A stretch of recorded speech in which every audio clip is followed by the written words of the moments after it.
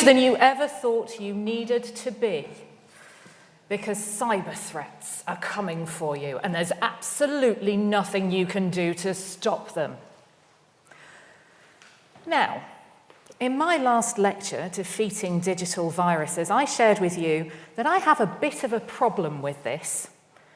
I have a problem with the myth that we have constructed around cybercrime, what it is, who is responsible, and what we can all do about it. In this lecture, we're going to strip away the layers of that myth. We're going to bust jargon, and we're going to examine exactly how cybercrime really works. Cybersecurity is nothing more than protecting networks and information. And in fact, network and information security is precisely what we used to call it before we got all caught up in science fiction hype.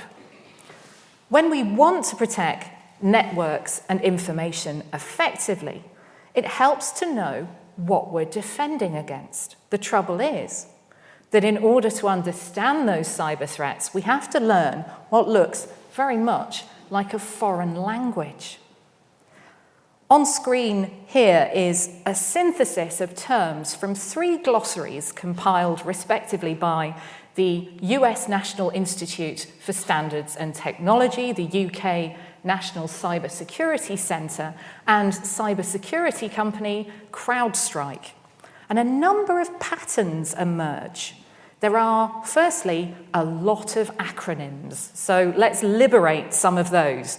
BEC, that stands for Business Email Compromise. And that's when someone is tricked into transferring funds or sharing valuable information by what looks like an official email from a colleague or a business partner. APT is Advanced Persistent Threat, and that's something of a catch-all term for criminal groups who are able to conduct sophisticated attacks because they really do their research on high-value targets. Now, they're quite often funded by or otherwise affiliated to national governments. Then we have DDoS, which is Distributed Denial of Service. As the full name suggests, that's when an online resource like a website simply stops working because it's flooded with traffic from different directions. You'll see there that there's a rat. Let's let it out of its cage. Let's liberate it. Let's set it free. RAT, R-A-T, stands for Remote Access Trojan. And this highlights another trend of the language that I think we're going to call this evening cyberese. And that's a penchant for fantasy, myth, and macho military imagery. The remote access part is quite straightforward. If you've ever worked in an organization with an IT support team, you will be aware that they can access your computer desktop when you have a problem so that they can fix it themselves. But that kind of tool is also, as you can imagine, of great interest to cyber criminals. Trojan, meanwhile, suggests something rather epic, doesn't it? But also underhand and unseen. Odysseus and the other Greek warriors sneaking in through the walls of Troy in the belly of a wooden horse. And that's precisely what a Trojan does in this context, albeit metaphorically. It's a program that seems legitimate, but actually contains malicious code, and that hides in plain sight until it is activated. You might also be able to see that there are several words here that end in ware, W-A-R-E. Now, computing relies on hardware, that's the equipment, and software, which is the programs, the applications that run on the equipment. By extension, there's also firmware, which is somewhere between the two. It's software that makes hardware work properly. All of the wheres you might encounter in cybersecurity are just portmanteau words. They blend software with other characteristics. So, malware is any malicious software. Ransomware is software that attempts to blackmail the user. Adware describes those nasty pop-up advertisements, and using logic that's similar but using it slightly differently, some people prefer to call that malvertising. There's also spyware, which gathers sensitive information without your knowledge. Stalkerware, which can track someone's online and offline activity. And scareware, which is malicious software that pretends to be legitimate antivirus software. You may also have noticed that cybersecurity is keen on fish-based terms. What on earth is all that about? Well, in the 1960s and 70s, hackers who tinkered with phone networks, including Apple founders Steve Jobs and Steve Wozniak, were known as phone freaks or freakers. And over time, this PH spelling was transferred to other words beginning with F, including farming. That's when people trying to reach a legitimate website are redirected to another not-so-legitimate one. And, of course, phishing, which describes a number of different ways of luring someone into sharing sensitive information or taking a particular action. Phishing relies on social engineering, manipulating us into unwittingly facilitating cybercrime against ourselves or another target. And this is where it gets really interesting, because then we see smishing, which is when phishing communication is sent by SMS, by text message, and vishing, which is phishing by voice message. And because phishing involves metaphorically catching people on a hook, on them taking the bait, we also start to play on an association with angling. So we have spear phishing, which is targeted at a particular individual, designed to look like it's from someone we know and trust. And then whaling, which is aimed at senior executives, so-called big fish. Now, in the previous lecture, Defeating Digital Viruses, we encountered botnets, and that's another of those portmanteau words. It's a network of bots, a network of infected devices that are used to conduct attacks on other devices, other systems, other networks. And we discovered how our devices can become part of a botnet when we click on malicious software, which often arrives as a web link or in an attachment. When the malware infects the device, it hijacks the processing power to conduct denial of service attacks, DDoS, on websites. Not downloading the malware in the first place is the surest way to prevent the device being infected. And for all that cybercrime exploits technology, most of the time it doesn't succeed and, crucially, doesn't pay if we don't play along. When criminals send a phishing email offering us money or a prize, they use the same tactics as legitimate advertisers.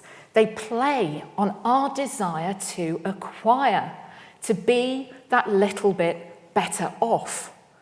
Their offers are very often urgent and time-bound, very much like the proverbial furniture discount sale that must end Sunday, but never ever seems to.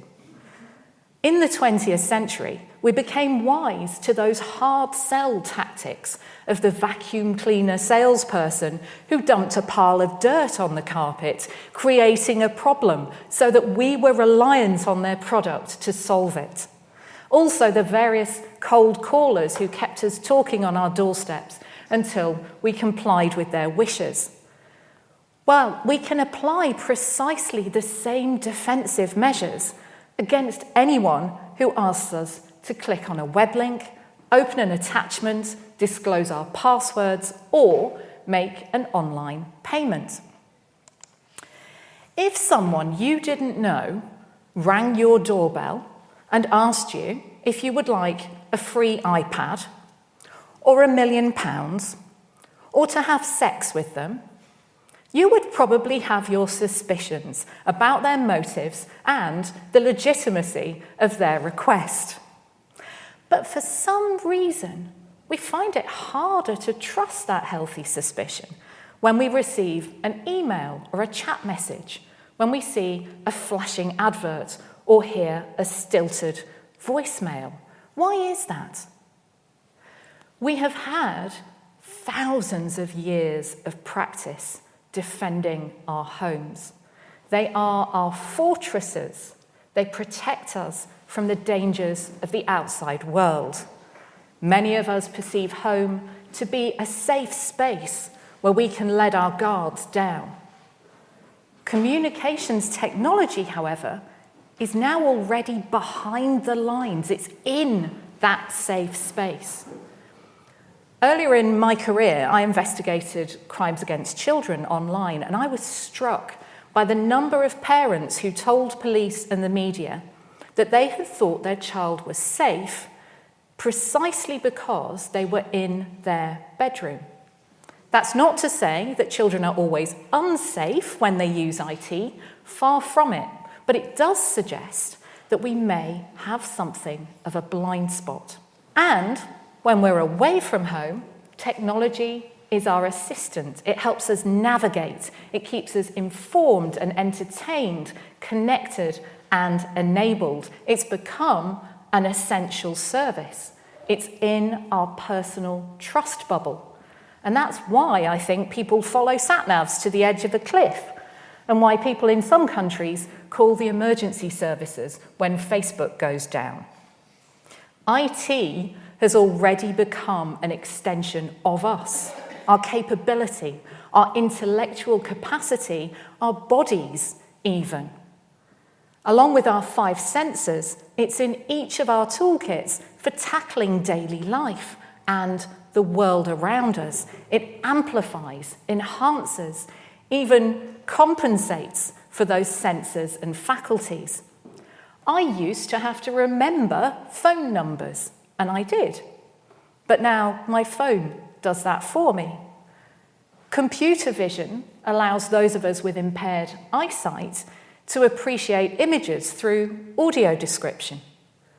Automated closed captioning of TV shows and transcription of meetings supports those of us who are hard of hearing.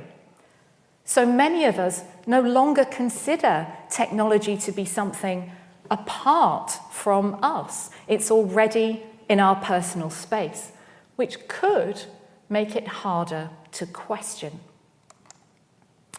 Prevention is naturally better than cure, and I remain optimistic that we can use our critical thinking to spot when someone is trying to scam us. If someone came to your door claiming to be a police officer or another official, you would like to see their ID, I would imagine. Likewise, checking just 2 things in any message can prevent you falling victim to a large number of cybercrimes. It's simply a question of developing a habit of looking at who the message is really from and where they really want to send you. In an email, the account sending the message may be different from the display name you see. And depending on the device, depending on the app, depending on the provider that you use, you can reveal the real address by hovering over the display name, by right-clicking on it, or by pressing and holding on it. So we have a selection of emails I received last week. Last week I received this email claiming to be from the dating app Tinder. But when I looked more closely at the sender's address, it was for a named person at a totally different company. Most likely, their account had been hacked in order to scam others. But also, if a message directs us to click on a link, like this big pink button here, we can check the real link behind the display text using similar methods, which again vary based on the device and the apps that you use. In this case, the link would have taken me to a site that has nothing to do with Tinder. And if some of you out there are thinking, she's a good-looking woman for her age, I wonder whether she is on the market, I'm sorry to disappoint because I'm not actually on Tinder. So for me, that would be something of a red flag as the recipient. Here's another one that I received last week, which contains some suspect items. Congratulations, dear customer Tesco. Now, I don't know about you, but this rather suggests to me that whoever sent this doesn't really know who I am. And the use of English does leave something to be desired. And I know that some of us feel that standards of written English have dropped, but I think even the real Tesco would probably do a better job than this. Now, one of my emails is accurately reproduced, which is why I've obscured it under that black box. That may give a superficial air of legitimacy, but it's worth noting that our email addresses are often widely available to criminals, especially if they've been involved in a data breach. So, to me, information like this is itself suspicious. Someone is trying way too hard to convince me that I already trust them. But also, the claim that a British supermarket runs its marketing from Omaha, Nebraska, also doesn't smell quite right. Now, this address does exist. I Googled it. It houses a mailbox rental service, a post office box service. So it is possibly a leftover from a criminal campaign targeting people in the US.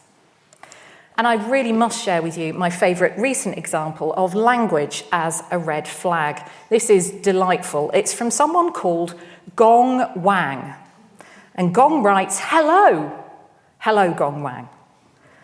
I am writing to you with a 100% legitimate business preposition that is worth your time and consideration. This preposition could be of immense value to you, and I would like to discuss it with you in detail." Now, leaving aside the fact that Gong also seems to be protesting a little too much about the legitimacy of this offer, I'm not going to do business with anyone who doesn't know their propositions from their prepositions. So, if any of those things don't look quite right, please do not click. Take a minute. Go and make yourself a cup of tea. Do some more research.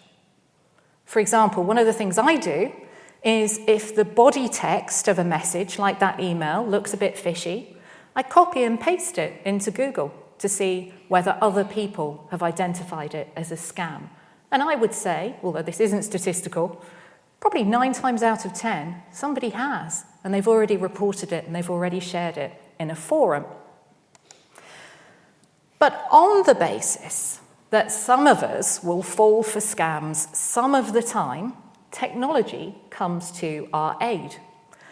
Large email providers such as Microsoft and Google have spam filters that identify and quarantine potentially suspicious messages. They use a combination of filters to flag something as junk.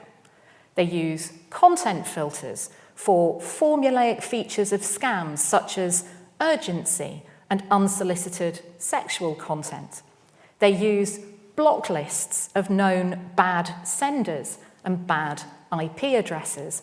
And they use Bayesian filters that learn, for instance, when you consistently mark something as spam.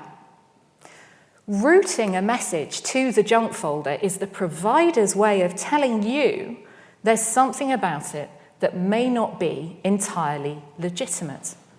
They may also prevent certain content from loading in messages marked as junk so that you don't inadvertently click on it.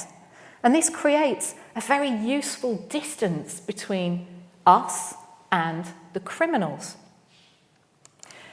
In the last few years, government services, banks, and delivery companies have taken to sending us short updates by SMS, by text message, and we've naturally seen an increase in criminals impersonating those services. Now, cyber criminals will exploit whatever is topical, hence all those COVID-related scam texts that we've seen.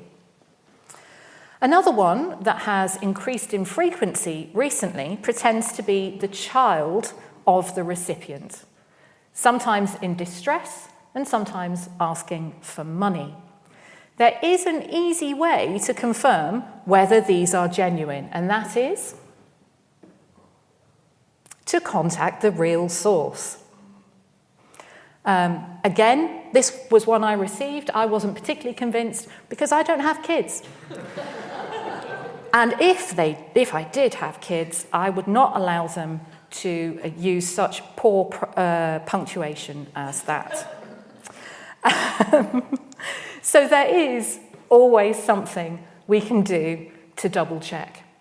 We just need to resist the temptation in the moment to be convinced that we need to comply immediately. But for some of us, conversely, it may be the unfamiliarity of technology that makes us less comfortable in acting on our suspicions.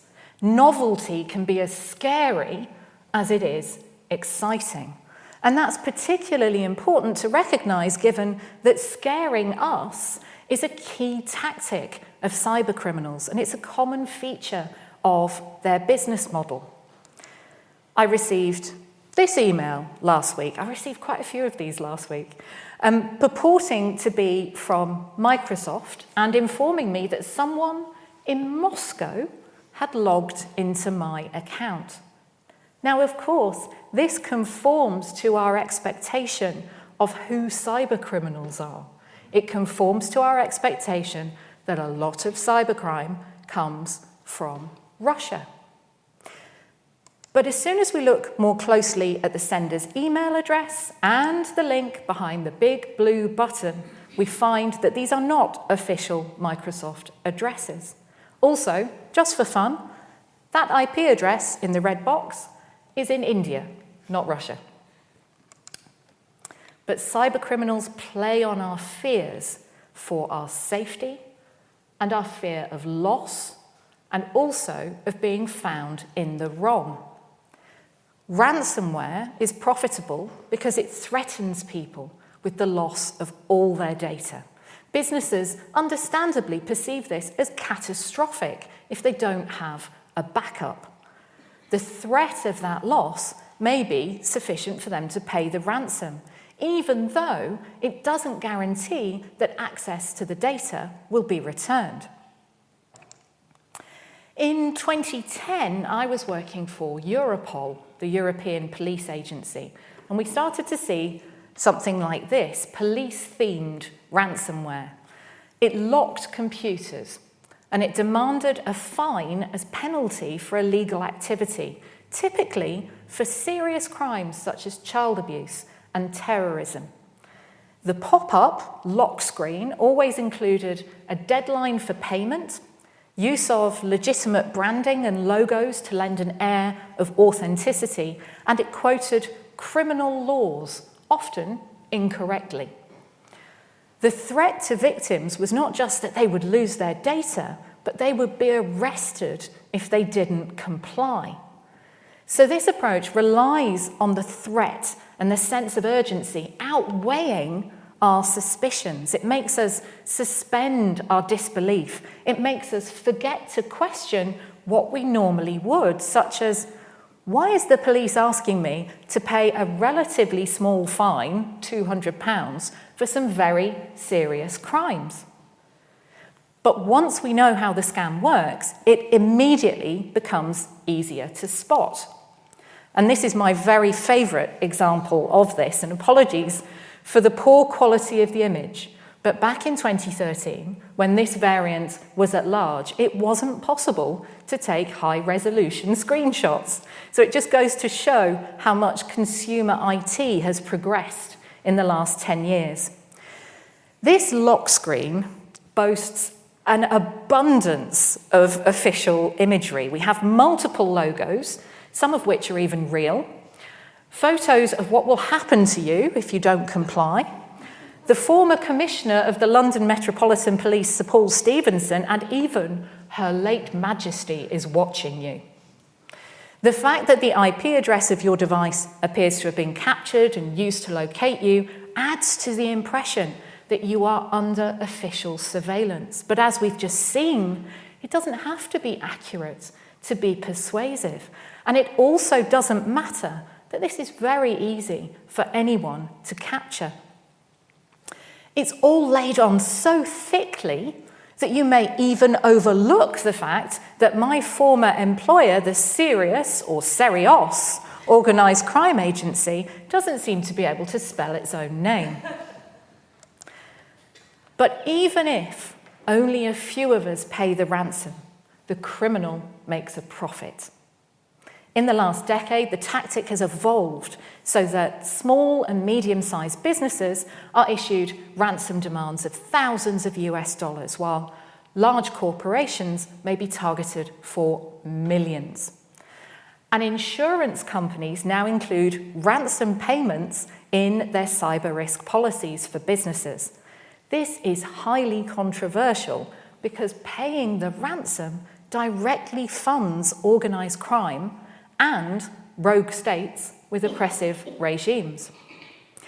Law enforcement agencies naturally don't want criminal groups to make any more money, and the US government has even suggested that victims who pay the ransom may be liable to prosecution. It's my personal opinion that it's part of our civic duty not to pay the ransom. But I do completely understand why people and organisations of all sizes ultimately choose to pay. Luckily, there are alternatives. If a message has made it through your junk folders and you have already downloaded something nasty, that's where antivirus software springs into action. Even if you click on a suspicious link or attachment, the malicious program can be detected and removed before it can do any damage. And a good antivirus tool will scan files as they enter your device and scan them already on your device. It then compares both to signatures for known malware, malicious software, and it quarantines or removes any for which it gets a hit. Some good free options are widely available, but increasingly, this kind of protection is also incorporated into the operating systems for our devices. Now, new malware is constantly appearing and new vulnerabilities are being discovered. This means antivirus libraries have to be updated, security issues fixed, and new versions of software released. And that's why it's so important for our devices to run the latest versions of their software. There's a striking illustration of what can happen when they don't, and that is the WannaCry ransomware attack of 2017. It's since been attributed to affiliates of the North Korean government, and it infected computers in more than 150 countries. It led to the declaration of a major incident in the UK's National Health Service.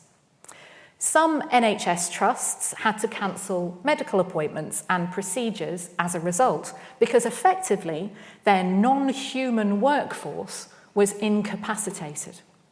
But the health service wasn't the target. It was impacted purely because some trusts had not kept the software on their computers up to date. And already there are millions of us who have pacemakers, continuous glucose monitors, insulin pumps, and prosthetics that are connected via Bluetooth and Wi-Fi. Millions more of us now use mobile apps for our mental health and well-being. And it seems to me that if our health relies on our connection to the internet now, and if a criminal could either interrupt that service or exploit our sensitive medical information, we should all be stepping up to do whatever is necessary to secure those connections.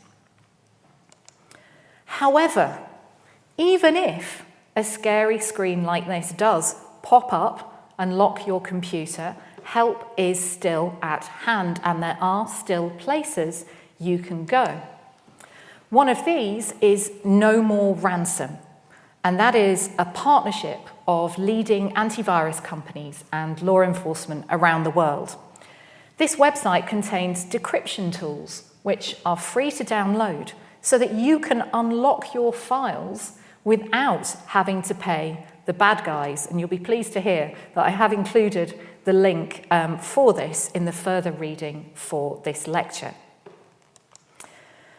Other scams are designed to trick you into sharing your login credentials with criminals.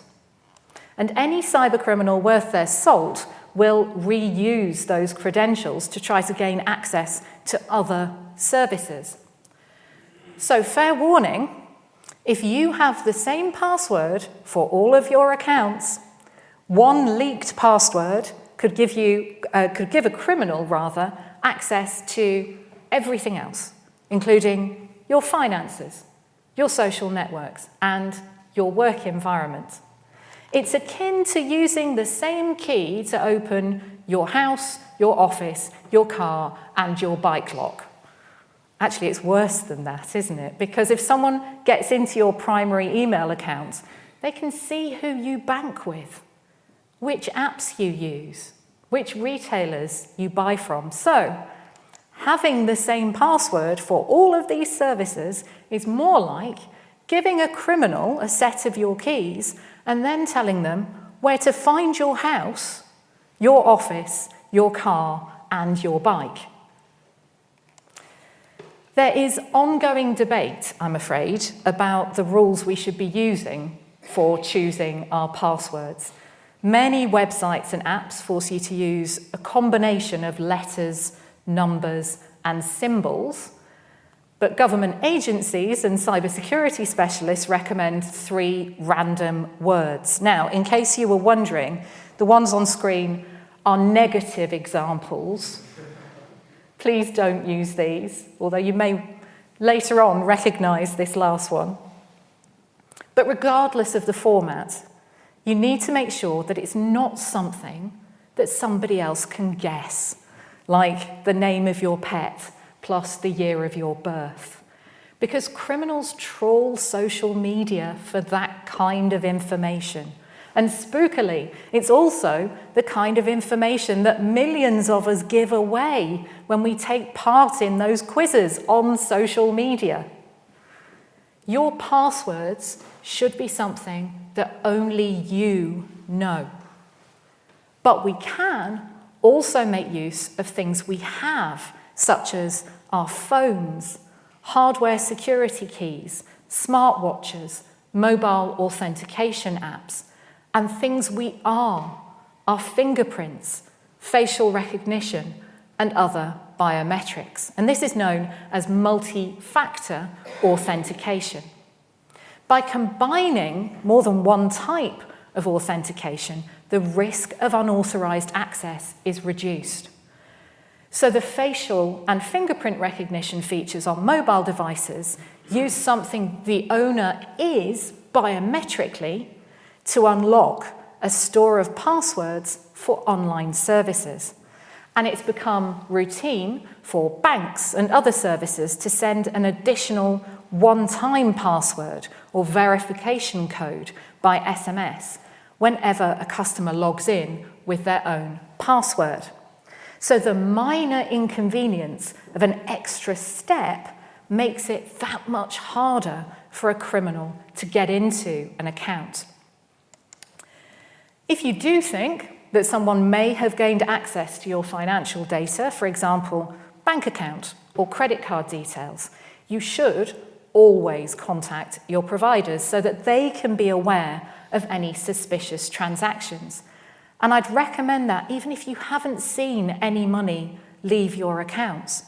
And any time you suspect that one of your accounts has been compromised, you should immediately change the password. Again, if you use the same password for multiple accounts, you'll need to change them all, which is a pain. Did I mention that you should use different passwords? I did, good. But I hear you ask, how do I know whether an account has been compromised? Well, fortunately, there is a website, a legitimate website called Have I Been Pwned, where you can find out whether any of your login credentials have been involved in a data breach. And I'm not going to lie, it can be quite a sobering experience to input one's email addresses and phone numbers into that search bar and see the results. You should always change your passwords regularly in any case, but knowing exactly which accounts require urgent attention can be very helpful. So I have also included this link in the further reading for the lecture. There is no denying, however, that regularly changing different passwords presents something of a practical challenge given the sheer number of social, financial, medical, government, retail, and other accounts many of us have. But here too, there are technical solutions. Dedicated password manager apps are widely available, and increasingly, web browsers and device operating systems offer to store passwords for us so that we don't have to remember them all individually. Throughout this lecture series on humanizing cyberspace, we have seen how the benefits of information technology, along with its problems and their solutions, all entail a dynamic relationship between people, process, and technology. And this applies as much to cybersecurity as it does to how we govern the internet, how we tackle fake news, and how we behave towards each other in connected spaces. Because so much of the cybercrime to which most of us are exposed in our daily lives relies on our being manipulated, on social engineering, there are concrete steps that we can all take to significantly reduce the risk of falling victim.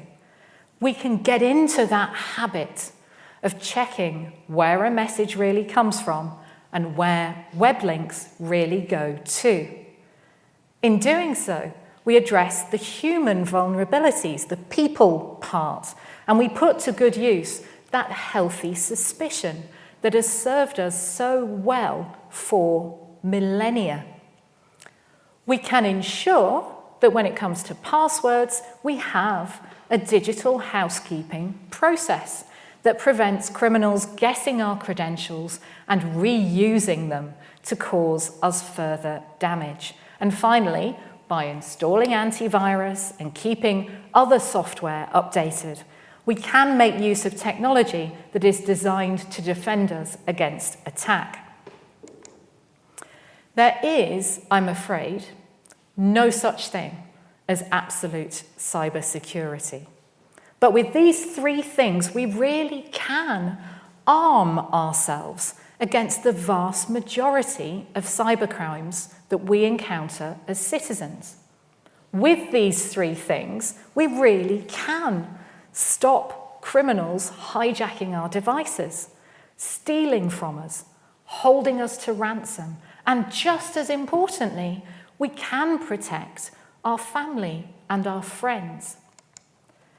To do cybersecurity and to do it well, you don't have to be a hacker in a hoodie.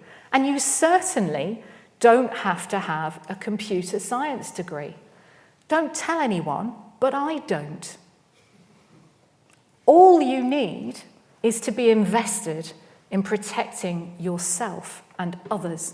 And as we have found time and again in this year's lecture series, we humans consistently demonstrate that we are. We also really shouldn't panic about cybersecurity, because panicking is possibly the worst thing we can do. It's precisely what criminals want.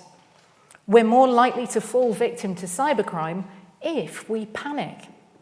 Conversely, the better informed we are, the more capable we feel to resist manipulation, the better defended we are technically, and the less likely we are to facilitate that panic being passed on. But rather like the Hitchhiker's Guide to the Galaxy, we need straightforward descriptions of unfamiliar concepts. And in my wildest, most fanciful dreams this week, I hoped that this lecture might be something approaching a hitchhiker's guide to cybersecurity. And in hindsight, I rather wish I'd called it that. Curses. But above all, I believe that basic cyber hygiene is our global civic duty. Because, with another nod to Douglas Adams, everyone is interconnected now. Action you take to prevent your accounts and devices being misused by criminals can protect people all over the world from harm, from your loved ones to people you will never meet. And so, this is a call to action. Once we've done those three things for ourselves, let's go out there and show everyone else how to do them too. Thank you very much.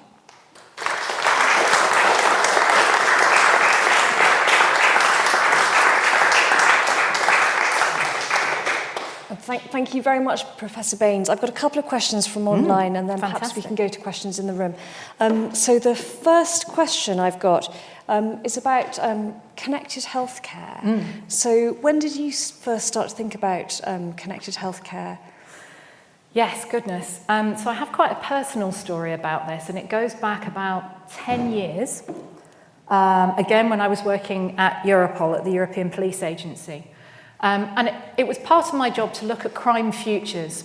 So at the time, I was working on a project called Project 2020, thinking about, 2020 is old news now, and we didn't predict the pandemic, I'm afraid to say.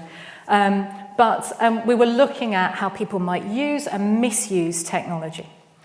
And I was quite interested in some of the connected medical devices that people were starting to get. And completely coincidentally, my dad was fitted with an implantable cardioverter defibrillator, so a pacemaker. And it sat underneath his collarbone, so actually inside his body. And I went back to the UK to visit him, and we were having a cup of tea. And he said, look at this amazing thing. It reports to a base station. The base station uses my home internet connection to report to my cardiologist. I said, that's great. And in the space of that same cup of tea, which, as we know, is an official unit of measurement of time in the UK, he said, you're good with computers, aren't you? And if anybody works in IT, you know that feeling at parties when someone says to you, you're good with computers, aren't you? And my heart sank, and I said, why? He said, the computer's been running a bit slow recently, ever since someone downloaded some games. And I thought, goodness, this man has just told me that his heart is effectively connected to his home internet and that he's dependent on that to report back to his cardiologist. But he doesn't realise that he needs to keep his antivirus software up to date at home. And I said to him, Dad, you've got antivirus software, haven't you? And he said, that's that box that keeps popping up saying that I need to renew it. I don't really know what it does, so I didn't think it was worth the £25. And don't worry, nothing terrible happened. We sorted it out. But it made me realise that when we were thinking about people, process, and technology, there was something in the process here that we already had at the time, hundreds of thousands of people walking around with internet-connected devices inside them, but no one had said to them, what's your cyber hygiene like at home? Now, a lot of those devices now run through your phone. So you might have using Bluetooth to your phone and then an app on your phone that reports to your healthcare provider. But to me, that sense of potential interruption, I think, is as problematic as whether someone can get in and steal your data. Thank you very much. Can we go to the room now? Are there any questions from the room? Thanks. So any of us who, obviously the theme of the talk is that responsibility is on us to make these things happen. But if things do go wrong, any of us who have been hacked or whatever know that the police just aren't interested in individuals or possibly even businesses. Do you think, first of all, are there any countries where the police do actually get involved, or is our experience in the UK the same as everybody else's? And do you think there ever will be a day when the police are interested in individuals? Gosh, that's a very good question. So I think one of the things that I have noticed with any online crime, whether it's the cybercrime that we've talked about this evening or whether it is child abuse, is that what we're seeing with technology is an increase in the volume that local police forces can't cope with. At the same time, and this is something that I've seen for many years, even as an intelligence analyst in law enforcement, there is quite rightly an expectation that if somebody steals money from you online, you perceive that as being burgled, you perceive it as a robbery, and you want the same kind of response. At the same time, we also have a complicating factor, and this is not to excuse the police as a kind of ex-police person. But one of the things about cybercrime that is perhaps more complicated than being burgled is that very often the suspect will be in a different country. So that becomes really challenging. If the suspect is in Russia, or if the suspect is in South America, getting the evidence to prosecute somebody, unfortunately, the systems that we have for that are very antiquated. They're not quick enough for cybercrime.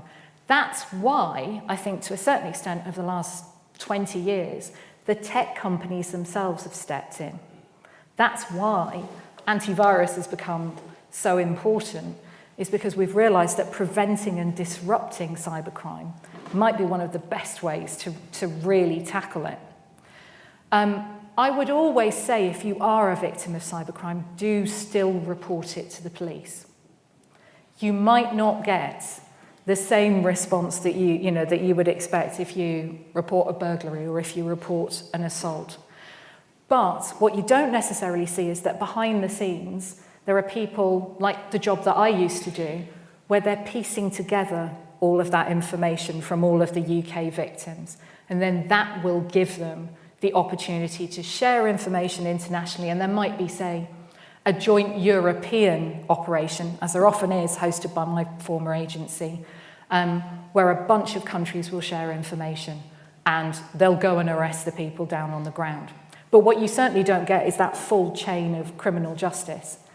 Also, of course, with cybercrime, particularly the fraud side of things, that's where the banks have stepped in as well, because they've realized that so often people will authorize payments that are actually scam payments, that more and more now, banks are just saying, do you know what? If you tell us that's fraud, we're going to give you the money back. So it ends up being a different kind of response to the traditional law enforcement response.